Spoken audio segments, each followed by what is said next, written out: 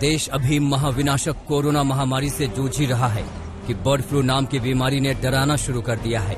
खतरा इसलिए बड़ा है क्योंकि जहां कोरोना से मृत्यु दर सिर्फ 3% है, वहीं बर्ड फ्लू से करीब 50 लोगों की मौत की आशंका होती है।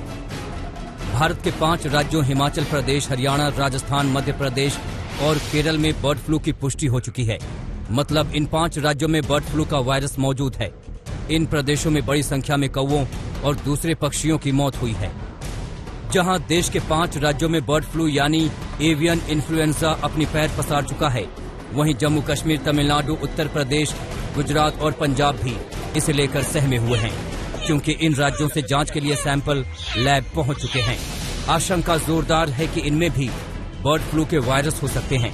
मध्य प्रदेश के नीमच और इंदौर में मृत पाए गए कौवे और मुर्गियों की जांच में बर्ड फ्लू की पुष्टि से हड़कंप मचा हुआ है। हम लोगों ने जो 44 कौवों की डेथ अभी 2 दिन पहले हुई थी, उसकी रिपोर्ट भोपाल भेजी गई थी।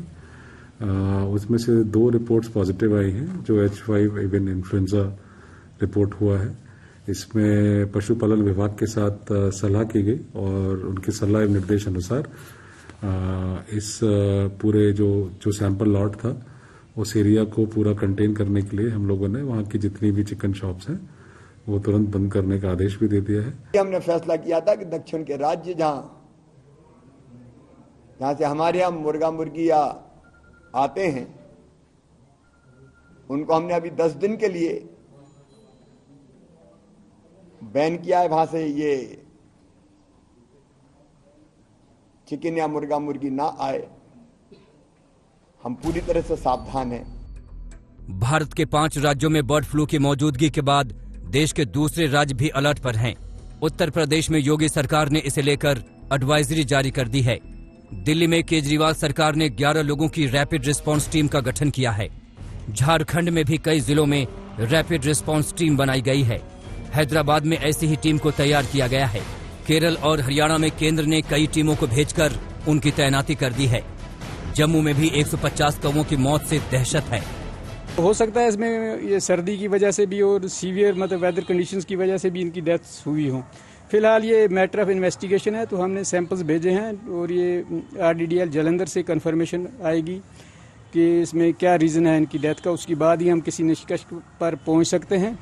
एवियन इन्फ्लुएंजा H5N1 वायरस का ही एक सब टाइप है, जो खास तौर से पक्षियों के जरिए फैलता है। पक्षियों से यह बीमारी इंसानों में भी फैलती है। ये उनमें सांस की गंभीर बीमारी की वजह बनती है। इसके कई स्ट्रेन हैं, लेकिन H5N1 सबसे खतरनाक है। हालांकि इंसानों में इस वायरस के मामले बहुत कम देखने को मिले हैं, लेकिन इस वायरस से मृत्यु दर 50% से भी ज्यादा है। हालांकि भारत में राज्य सरकार और प्रशासन इससे जंग की पूरी तैयारी कर रहे हैं, लेकिन खुद चंद सावधानी भी इससे दूर रहने के लिए बहुत जरूरी है। आज तक ब्यूरो।